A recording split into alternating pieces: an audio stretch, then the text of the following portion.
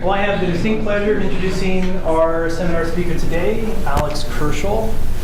Alex is a really interesting guy. He got his bachelor's degree at the University College London in economics, then did a master's there in the built environment, spent some time in Saudi Arabia in construction, and actually I should mention that while he was doing his master's, he started birding. So that was, I guess, when his birding ornithology interests really began. And so then, as I said, he was in Saudi Arabia, wrote some newspaper articles on the birds of Saudi Arabia, and then somehow, I don't know if this part of the story, ended up in South America, eventually as a tour guide for ecotourists, I guess birding fanatics in the Brazilian Amazon, before he started here as a PhD student with Dan Blumstein and Chuck Taylor. After getting his PhD here, he went on to do a postdoctoral fellowship. It's the Marie Curie Fellow at the University of Oxford. And he's currently an assistant professor at the University of Cyprus, on Cyprus, which, if you didn't know, is an island nation in the Mediterranean Sea. Alex is multilingual. He is fluent in Greek and conversational in Spanish, French, Portuguese, Italian. When you write on my CV, which helps him get don't around. talk to me in Italian. Well, that's what it says on your CV. So if you speak those languages, please fully speak to Alex. But I'm sure that helps him get around, or I'm sure that's partly why he has picked up multiple languages. There must be some Swahili in there too, that maybe you're not noticing. But anyway, he's traveled all over the place, all over Africa, as you'll see in this talk. He's also traveled all over Central and South America. And with you. With me in part, yeah. So when he was here as a PhD student, and briefly as a postdoc, he was looking for opportunities to get out in the field, probably get away from his computer, and so he actually joined me on 2 of the field biology quarter trips. Three. Nicaragua, Uganda, and Ecuador. You went to Tipitini too? Yeah. I was trying to remember if you were there. Yeah. Yeah. So he would, he paid his own way. We didn't foot the bill, and he would bring his own stuff for the most part. Although there's a few essential items he forgot. But he also was, he helped our students, especially ones who were interested in birds, do better projects. So he was a great resource for us, and while he was out there collecting as much data as he could on birds. So hope you have a chance to talk to him if you don't already know Alex. He'll be talking today, as you can see, about factors mediating coexistence, reproductive isolation between closely related species of birds in that context. Thank you, Greg, for the introduction. It's a great honor to be back here at UCLA to tell you about what I've been doing since I finished my PhD here. So, in ecological communities, interactions between animals abound, and these include interactions such as predator and prey, as you can see here between this flightless cormorant and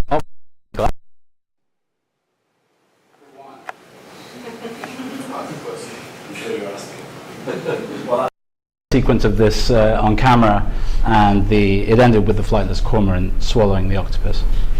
It's quite a battle, though.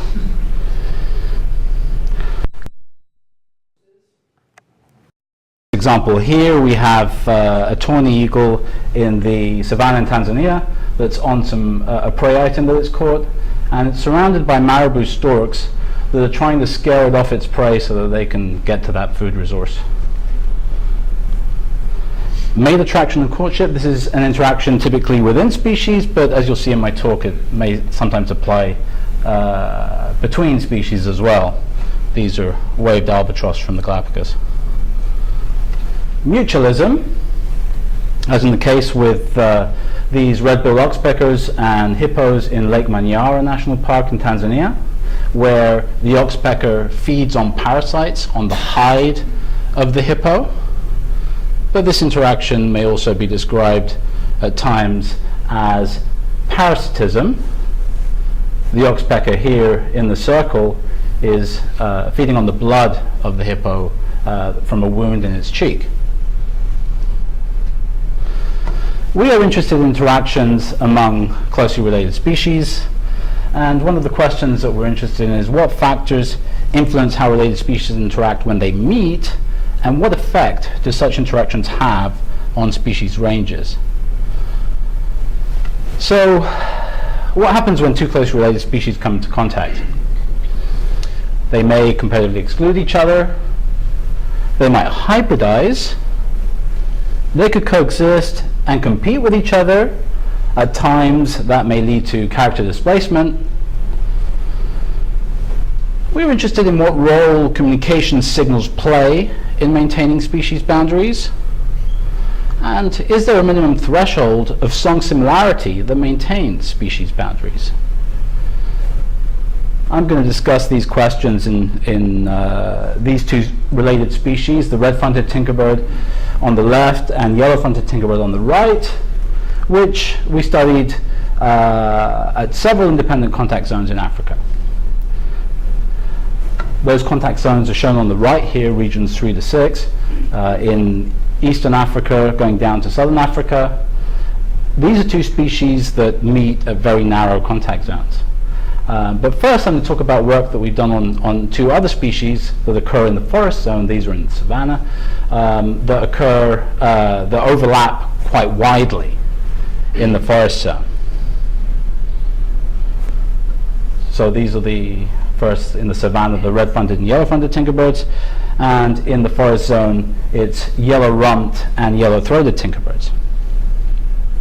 Okay, with yellow-rumped and yellow-throated tinkerbirds, which overlap quite a lot in terms of their ranges, we were interested in possible character displacement between these two species.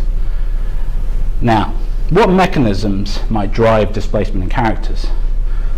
The classical example is resource competition, a process now known as ecological character displacement, and classic work on that has been done on Darwin's finches by the Grants, where they've shown that beak size changes when species coexist in order to facilitate, in order to reduce competition for diet, and it facilitates feeding on differently sized seeds.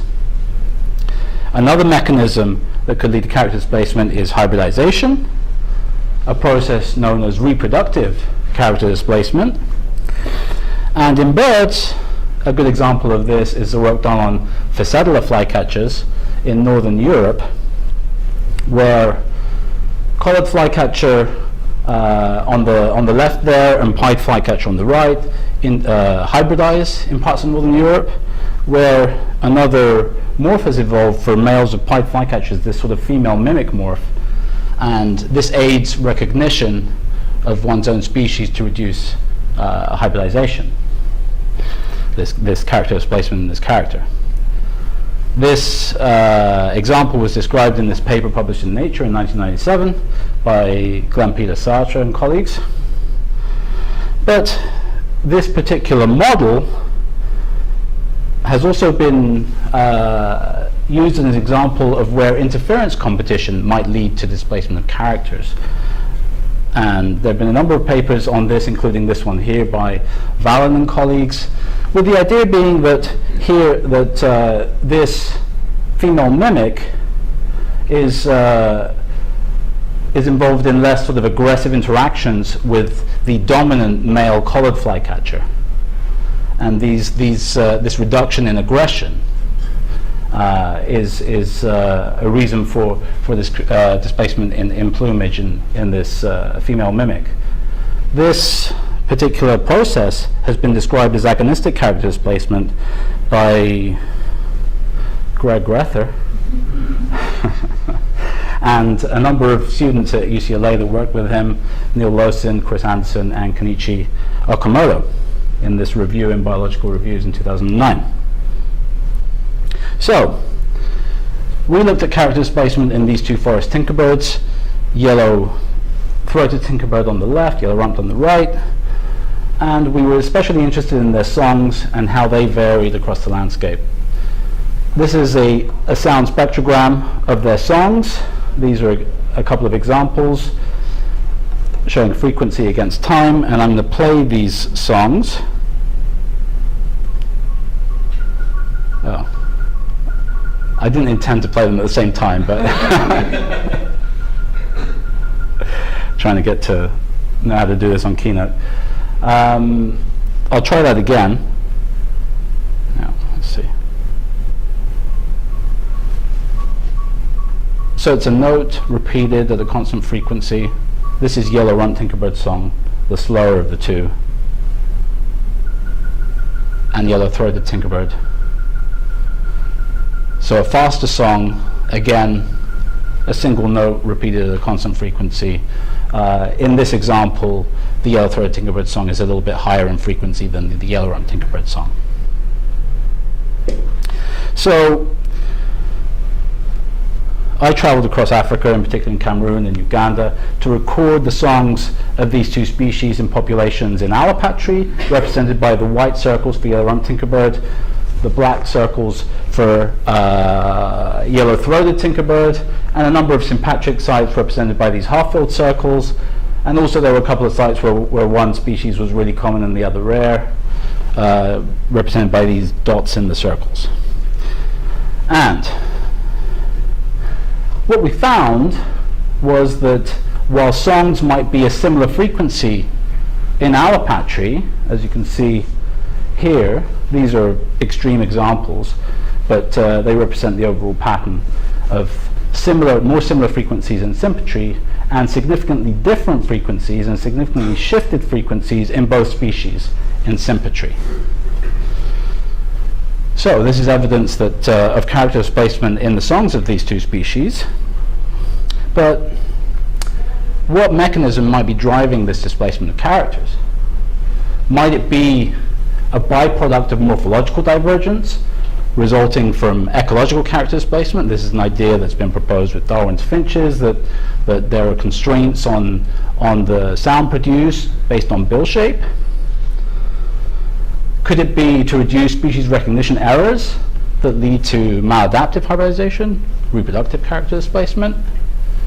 Or alternatively, could it be to reduce species recognition errors that lead to costly aggressive interactions between heterospecific males, agonistic character displacement? Well, we performed these playback experiments to the two species to look how they respond to heterospecific song in sympatry and allopatry. And what we found was that these tinkerbirds respond significantly more strongly to heterospecific song in allopatry than they do in sympatry. So, which supports the hypothesis that divergence facilitates species recognition. So it's one of our two hypotheses that are related to species recognition. Is it reproductive character displacement or is it agonistic character displacement? Well, if it was reproductive character displacement, we would expect that song functions more in mate choice. But if it's competition between males, then if it functions more as for competition between males as they're competing for territories, then that would support the argument for agonistic character displacement. So we looked at the number of birds we caught of each sex in response to conspecific playback in the breeding season and in the non-breeding season. We caught 5 times as many males to females in the breeding season, but similar numbers in the non-breeding season. This suggests that aggression between males is heightened in the breeding season.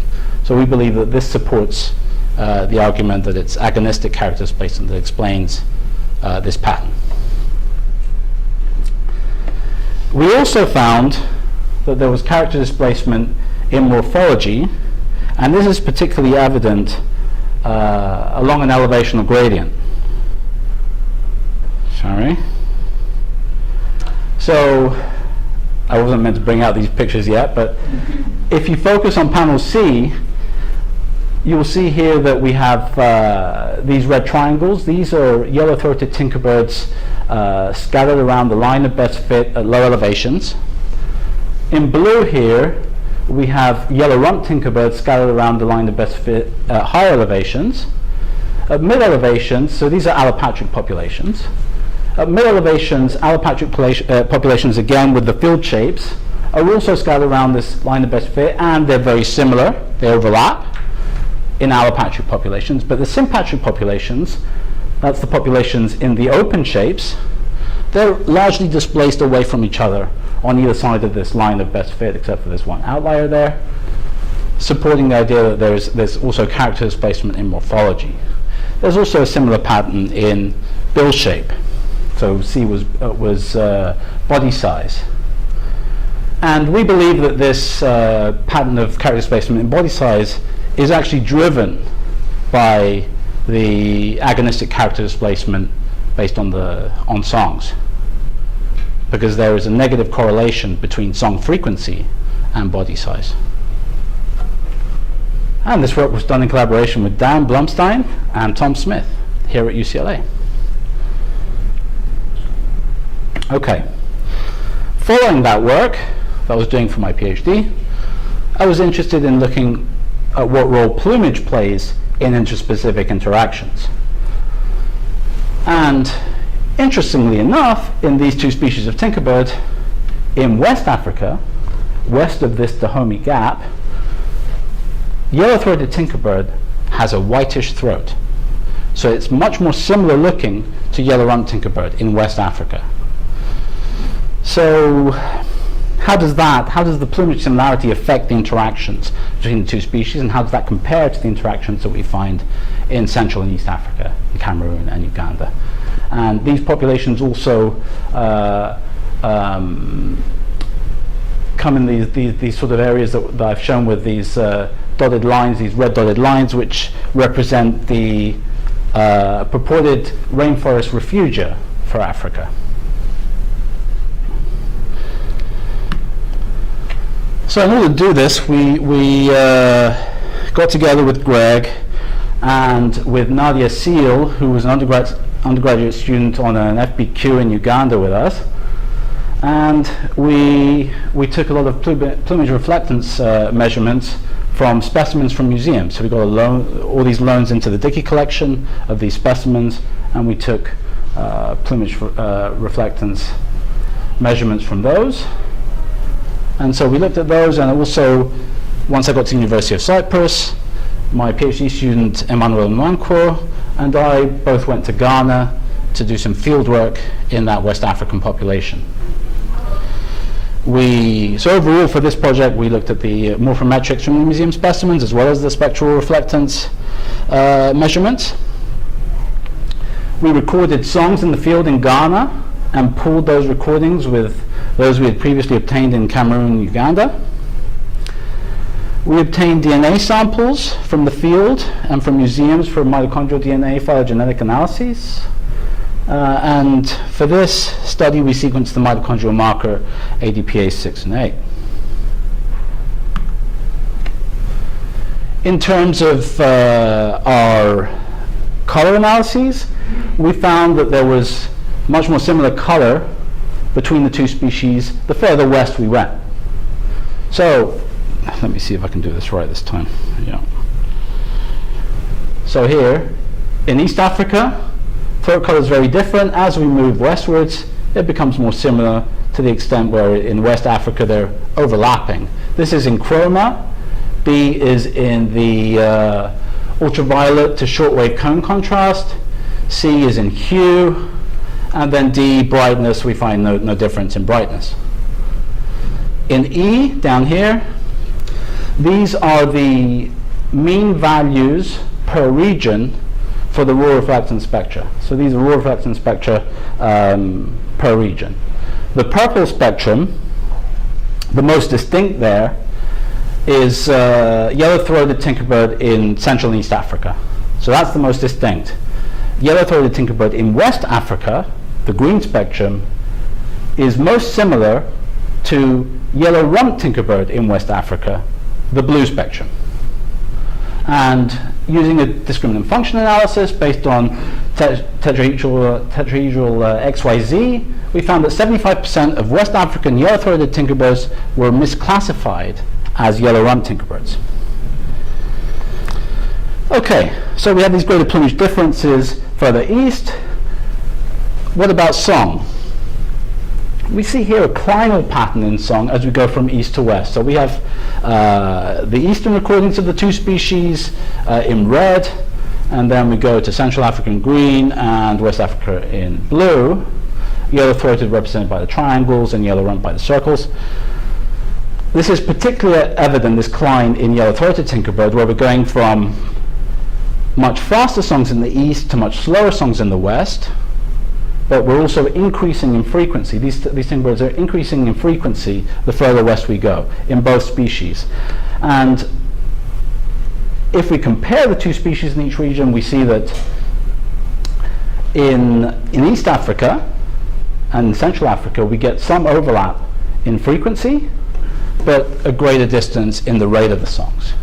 In West Africa, we have a greater difference in frequency and more similar rate. So they vary in those two dimensions across those regions. In morphology, we find that there's overlap in morphology in East Africa and in Central Africa, and no overlap in West Africa, either in males or in females. Okay, at this point I should mention that there are differences in the distributions, and in West Africa the two species are largely allopatric. So we've said before in the previous study that they overlap extensively in their ranges, and we have many sympatric populations in Central and East Africa. In West Africa they're largely allopatric, with yellow-throated tinkerbird occupying the forest zone, these Upper Guinea forests, and yellow-rumped tinkerbird mostly in ecotone savanna, represented by these blue triangles. And they meet where these habitats come together, down through the Dahomey Gap and along the coast of Ghana, where this savanna habitat sort of comes down along the coast. So, in West Africa we know they're more similar in plumage, they're more different in body size and song frequency, and they're largely allopatric. Is there anything else going on in West Africa that might explain why they have these parapatric distributions? Well, let's introduce a third tinkerbird to the mix. This is red-rumped tinkerbird. Red-rumped tinkerbird is larger than yellow-throated and yellow-rumped tinkerbird. It also has a yellow throat, and it occurs in the forest zone in West Africa. You also find it in Central Africa, but it's absent mostly from East Africa. So it coexists with yellow-throated tinkerbird in the forest in West Africa, where you're not finding yellow-rumped in there. Might that interaction play a role in why we don't find yellow-rumped tinkerbird there? So one of the questions that we can ask here is, has yellow-throated tinkerbird interacted longer in West Africa with red-rumped or with yellow-rumped tinkerbird? So let's have a look at the mitochondrial phylogeny we produced. And what we see here, I'll draw your attention to some specific divergence points. Is that working? Okay. Red-rumped tinkerbird has been diverging either side of the Dahomey Gap for at least 640,000 years. We don't know if it expanded from west to east or east to west, but it's been on both sides for 640,000 years. Yellow-throated tinkerbird has been diverging on either side of the Dahomey Gap for about 1 million years. So it has been interacting with red-rumped tinkerbird on either side of the Dahomey Gap for at least 640,000 years, on one of those sides for a lot longer. Yellow-rumped tinkerbird has been diverging on either side of the Dahomey Gap for about 335,000 years. So it has been interacting with the other two species on one of those sides for a much shorter period of time. But which side? If we look at some of these deeper divisions between populations, we can see that there are populations of yellow-rumped tinkerbird that have been diverging for over 2 million years in East Africa between Kenya and Tanzania, which suggests to me anyway, that yellow-rumped tinkerbird has been more recently expanding westwards. It's been present for much longer in the east and more recently expanding westwards. So this suggests to me that it's only more recently been on the west side of the Dahomey Gap, where for a much longer period of time we've had yellow-throated and red-rumped tinkerbird interacting. So we've had a phenotypically yellow-throated species, red-rumped tinkerbird, and a phenotypically white-throated species, yellow-throated tinkerbird, interacting together in the west before yellow-rumped has arrived. And this may preclude coexistence with the yellow-rumped tinkerbird in West Africa. So, to conclude, a longer history of interactions in Eastern Africa have led to coexistence facilitated by divergence in plumage coloration, morphology, and song. In West Africa, greater plumage similarity maintained by interactions of yellow-throated with red-rumped tinkerbirds preclude coexistence with yellow-rumped tinkerbird. Okay, so that's what we find in the forest tinkerbirds. So let's go back to our original question. What factors influence how related species interact when they meet, and what effect do such interactions have on species ranges? We've talked about the forest tinkerbirds on the left there. We're now going to look at these savanna tinkerbirds on the right, which, as I said before, they have very narrow contact zones, so really their interaction is in parapatry. Let's first look at the contact zone in southern Africa. So we did a whole lot of field work in a number of these places. Those represented by the circles are some of the sites where we got samples from. And this is a close-up of the contact zone and where we find the two species in sympatry. And this is work that I did in collaboration with Ara Monadiam from the University of Swaziland. Ara actually worked on this contact zone as an undergrad in the late 1980s, where with a very small sample size of recordings, he showed that there was convergence in their songs. And so I got together with Ara and we went to the field with Kim Ortega from the Max Planck Institute in Germany, and we did our field work across this contact zone on these two species. My PhD student, Emmanuel Nwankwo, then also went to the field a year later to collect some more samples and do some playback experiments. So in this first part of the study, looking at Southern Africa,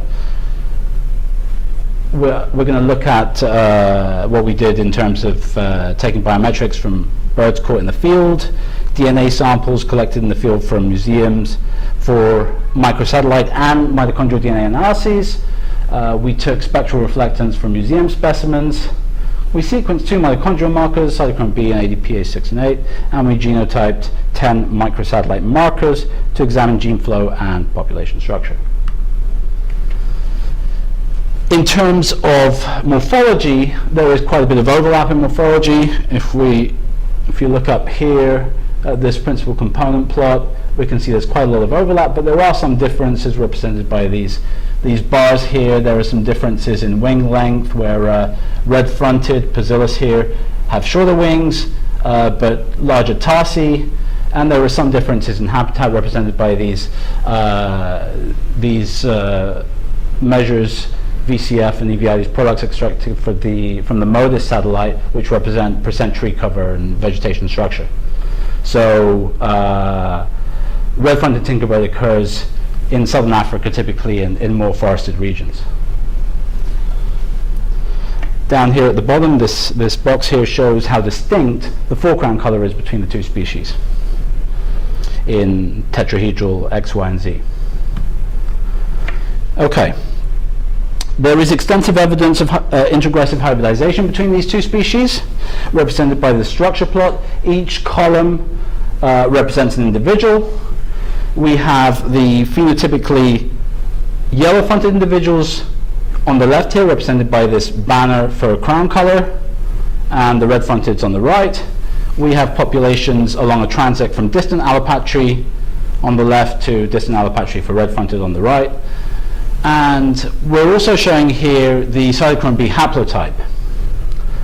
What we can see from the structure plot and these allele frequencies is that in allopatry you have allele frequencies representing these yellow-fronted tinkerbirds in allopatry, and these red bars the red-fronted tinkerbirds in allopatry. And in between we see a number of intermediate individuals representing the extent of hybridization, introgressive hybridization. We see a range here with some examples of individuals that are likely F1 hybrids, some F2 back crosses, and we can see, if we compare these banners, the mismatches between cytochrome B haplotype and the phenotype, the crown color, which is perhaps better represented in the next slide, which is the mitochondrial, this is a cytochrome B maximum likelihood tree, and the phenotype shown in these colors going around the tree, and we can see these mismatches, these phenotypically red-fronted individuals that have a yellow-fronted haplotype. And 8 of the 9 mismatches between mitochondrial DNA haplotype and foreground color are phenotypically red-fronted, with the X and Y, the yellow-fronted haplotype, indicating a yellow-fronted maternal line, because of course the mitochondrion is maternally inherited. Now, why is it? What does this tell us? This this sort of asymmetry in hybridization. We suggest that it might represent a preference for the red plumage coloration, the red forecrown, in yellow-fronted females. And even in the case where we have that one individual mismatched with a yellow crown and on the red-fronted genomic background, if we go back here, that's this individual here, we can see that this is actually quite an ancestral haplotype, so it could be a number of generations ago based on the extent of those yellow-fronted tinkerbird in the allele frequencies. Okay, so these two species hybridize extensively in southern Africa. That should mean that they're really closely related and they've only been diverging for a very short period of time, right? No. They've been diverging for over 4 million years, and based on this mitochondrial DNA phylogeny, they're not even sister taxa. So we're looking at X and I up there, which is basal, that's our yellow-fronted tinkerbird in southern Africa, and Pazillus is the red-fronted tinkerbird subspecies we were working on there. So they've been diverging for over 4 million years, and yet they hybridize as extensively as they do. So I mentioned before that there might be a preference in this red plumage coloration. We had a look at some geographic clines of these different traits using Hazard in R. And the green cline represents hue, and that is centered approximately at 0 here along our transect from yellow-fronted tinkerbird on this side to red-fronted on this side. And let's have a look at, say, the microsatellite cline represented in blue here, which, as you can see, has a much greater cline width as well, representing the extent of introgressive hybridization. And it's also the cline center is some way offset from that hue cline center. So if the genomic cline center is here, that means that we have something like 25 kilometers maybe offset with plumage genes, red-fronted plumage genes introgressing into the yellow-fronted genome. And we have some other clines there, some other, there's chroma and brightness. We have wing length. Tarsus length here is this black one, which is quite close to the microsatellite cline. in terms of its Klein center. So this also, I think, supports the argument that we have red-fronted plumage genes introgressing into the yellow-fronted background. So potentially a preference for that phenotype in the yellow-fronted females. Okay, so to conclude this part, the genomic Klein center is along the transect where most individuals are phenotypically red-fronted, suggesting introgression of red-fronted plumage genes into X and Y genomes in the yellow-fronted genomes.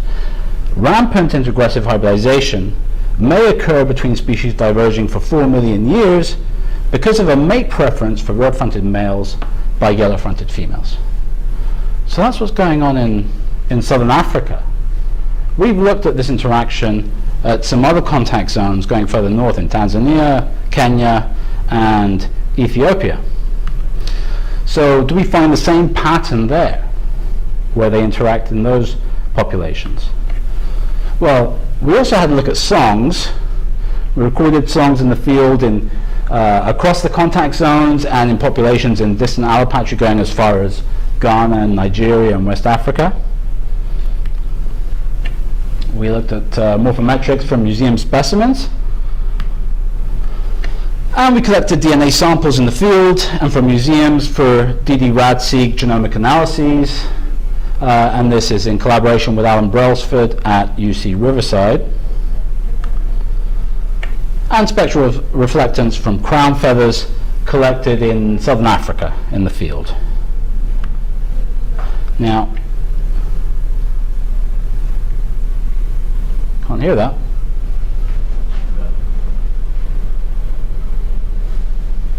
Can we get the volume up?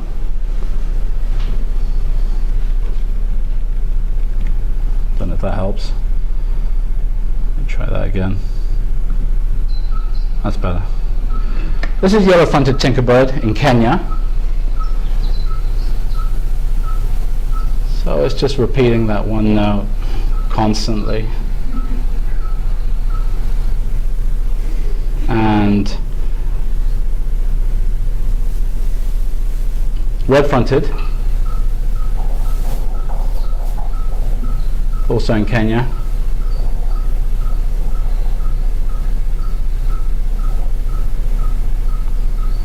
It's very similar, right? Yeah. Okay, so let's have a look at what we found in terms of the songs at each contact zone. In terms of song frequency, there are no differences between the species. In Ethiopia, so these graphs are going from distant Alopatry on the right side towards the contact zone on the left. So this is log distance. And we can see in Ethiopia, we've got these two parallel lines as you go towards the contact zone, and just loads of overlap in frequency.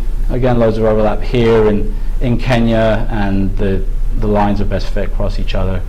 In Swaziland, again, just tons of overlap. And in Tanzania, again, there's overlap, they cross each other as they approach the contact zone. So there's, you couldn't hear it on that recording either. There's no differences in song frequency, basically, in these two species. In pace, you might have heard a little bit of a difference in pace on those videos. In Ethiopia, the songs are distinct in Alopatry, and they remain distinct as we approach the contact zone. In Kenya, again, they're distinct in Alopatry, in distant Alopatry, and remain distinct as we approach the contact zone.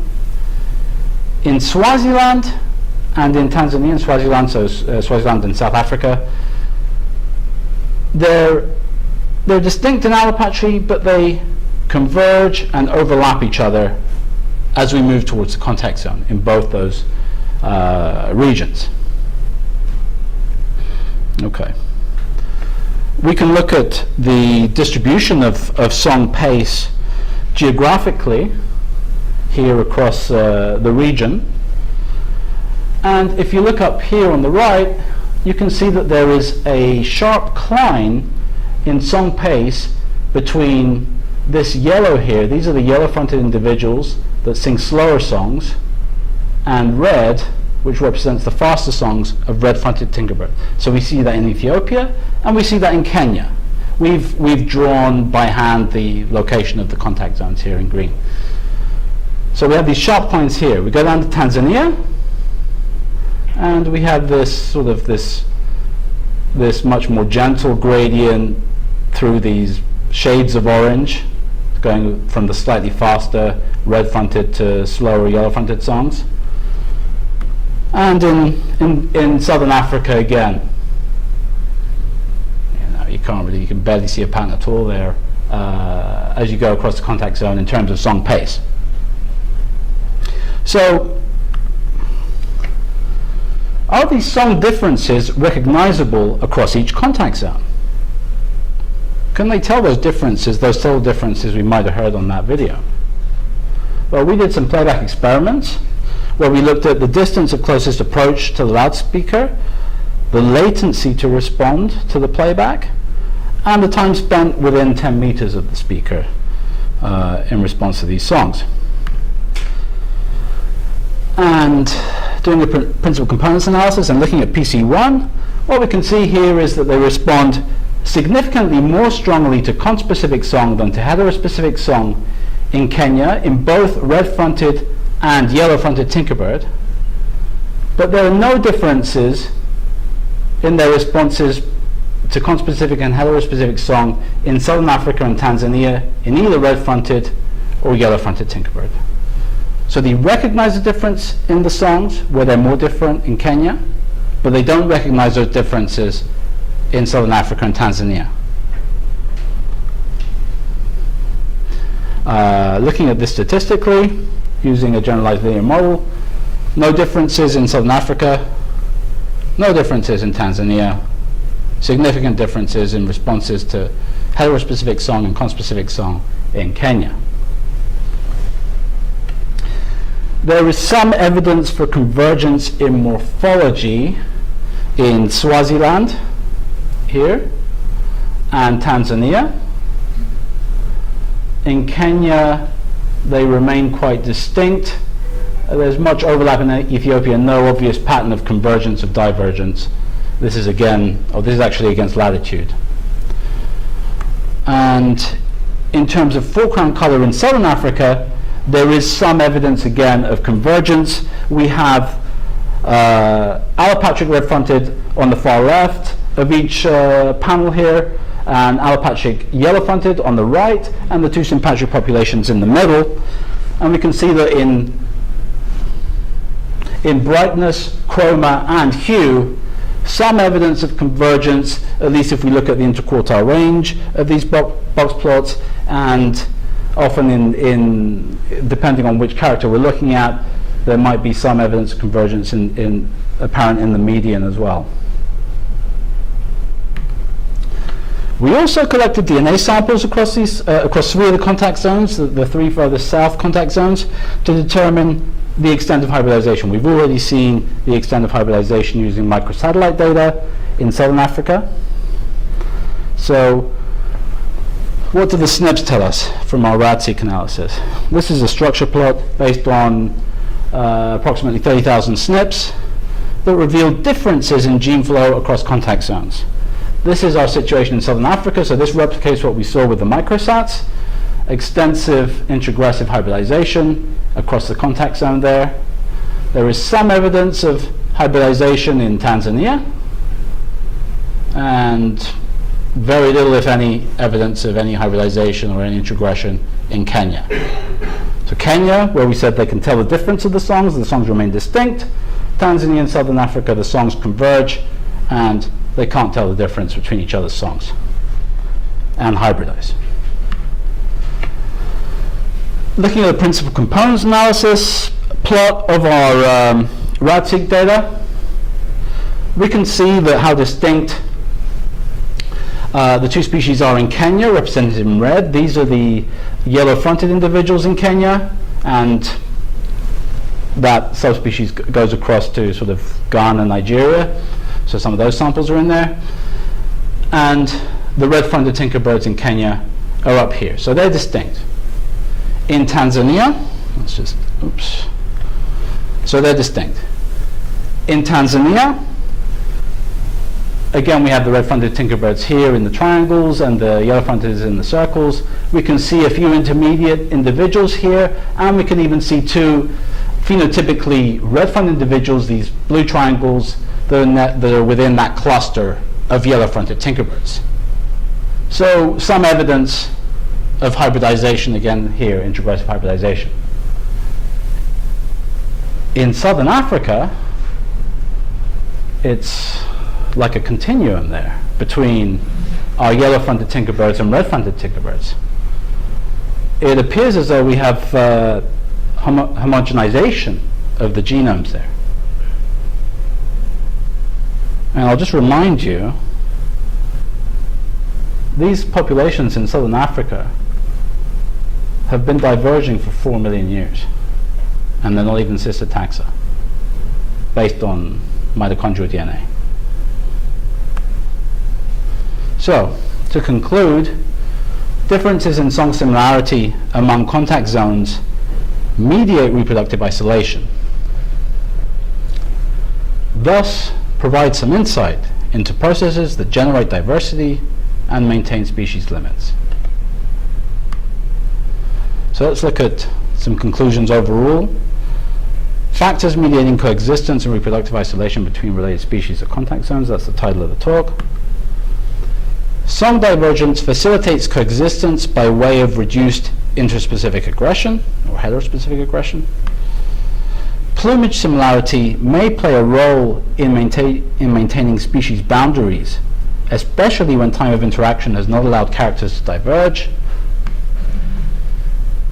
Song mediates reproductive isolation among species with similar phenotypes in spite of the extent of genetic divergence, while preference for red feather coloration may promote asymmetric introgressive hybridization.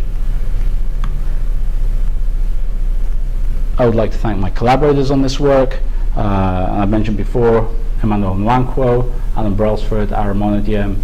Luis Hajianu is a student at University of Cyprus, and Bridget Ogolowa is another student at University of Cyprus. Kim Ortega from Max Planck Institute for Ornithology, and Greg Rether and Nadia Seal from UCLA. And our funding sources and field assistants and people that help with logistics. Okay, thank you.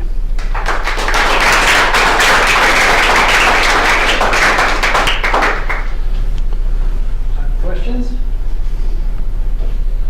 Dave. As you know, I'm fascinated by climate and these sorts of things. So is there variation in seasonality in the land, across the landscapes you're looking at? Certainly. There is certainly variation in seasonality.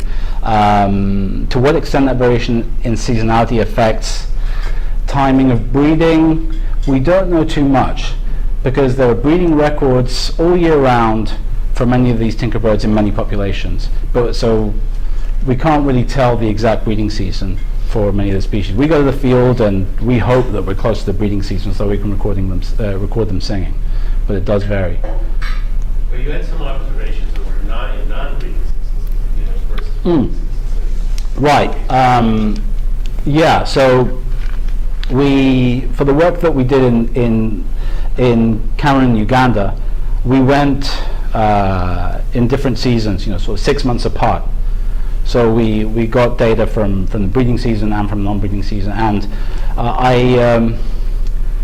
not only that, I collected some specimens where we could look at breeding condition of these tinkerbirds, and we could see, based on the enlargement of testes and ovaries, whether they were in breeding condition or not.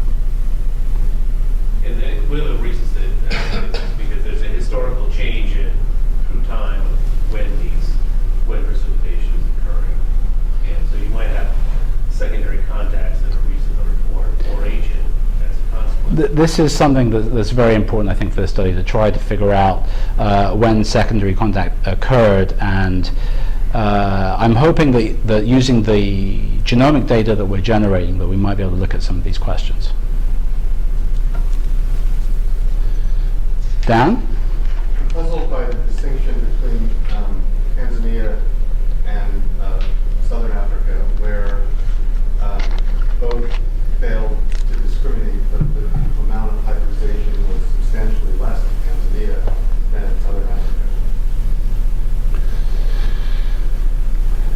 Yeah.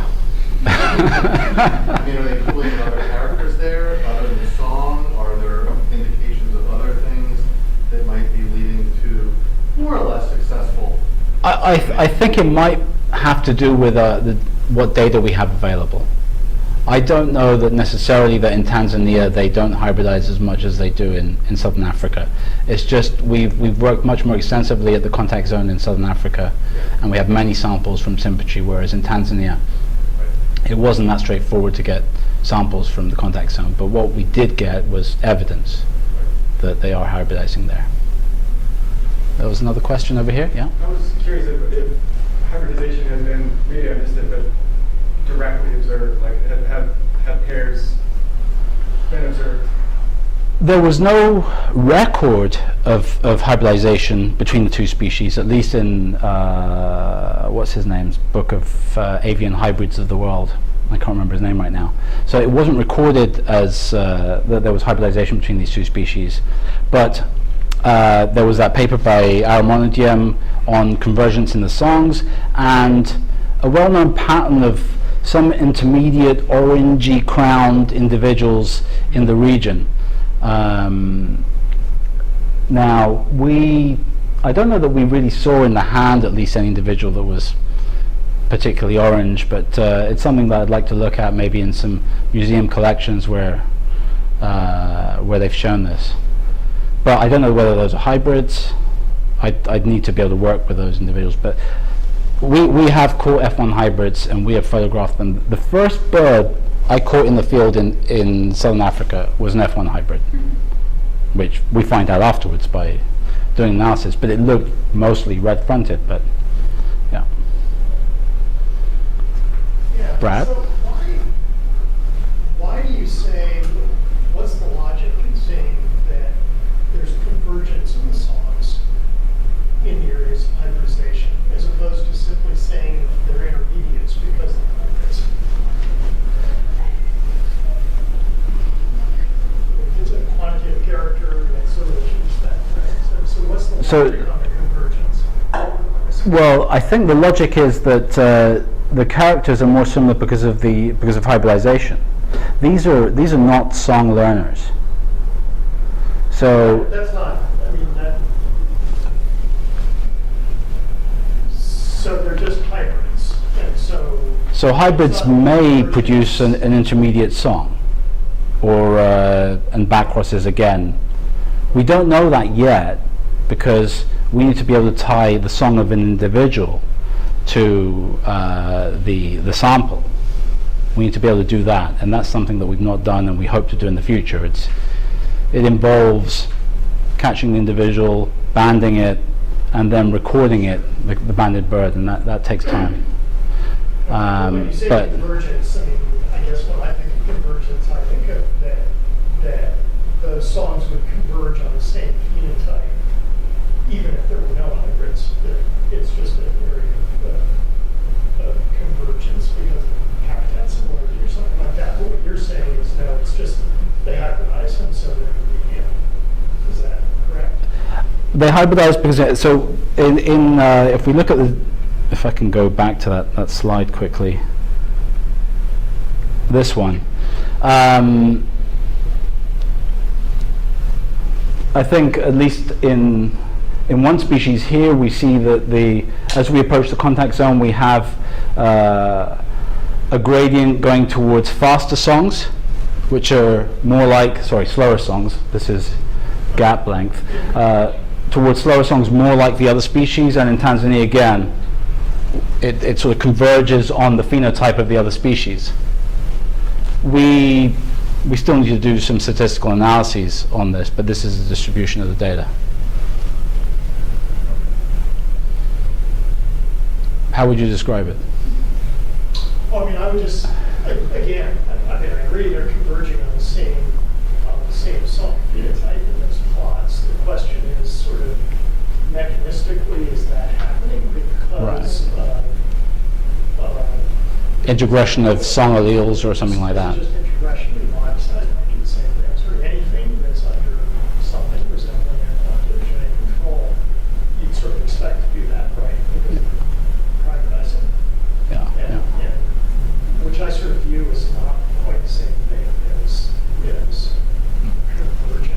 Right. That's the classical sense of it. Right, as a evolutionary convergence, you mean? Yeah, yeah, okay, yeah. I was going to ask, so it looks like at least mitochondrially, the two yellow-crowned subspecies aren't even sister. One's more closely related. Yeah, yeah, The red is. obviously different species. Which clade is interacting in the Right. Well, that's the whatever, interesting thing, because Central Africa or West Africa, not South Africa? Is it the same clade, or are there two different so kind of contact zones between two different species? this one here, the yellow-fronted tinkerbird external subspecies, which is basal, that's the one that's hybridizing with the two red-fronteds. South Africa. In both South Africa and East Africa, is hybridizing with these two subspecies here. This one here, that according to the mitochondrial DNA phylogeny is a closer relative of these, is not hybridizing with them. So do you think potentially that because they're more recent, there's stronger selection towards, not having them hybridize, which is causing those greater differences than, and you kind of end up with, once you end up kind of more divergent, you kind of have relaxed selection, and now you have more recent secondary contact. I haven't thought of it that way yet, and we don't know how long they've been interacting with each species since secondary contact, but what we do know is how different the songs are. And the songs of this one, of this sort of northern yellow-fronted tinkerbird, are more different to the songs of red-fronted tinkerbird than this southern yellow-fronted tinkerbird is from the red-fronteds. Dave? What inference did you use to mean you made a number of claims at the time? How did you spend time on your creation? To calibrate them, Yeah. I used, there's a commonly used paper by Lerner et al. That looks at divergence between Hawaiian honey creepers between the different Hawaiian islands.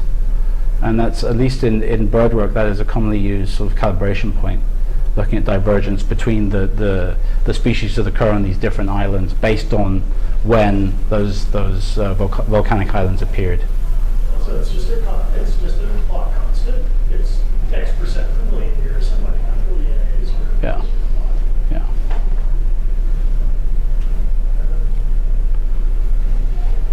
Any other questions?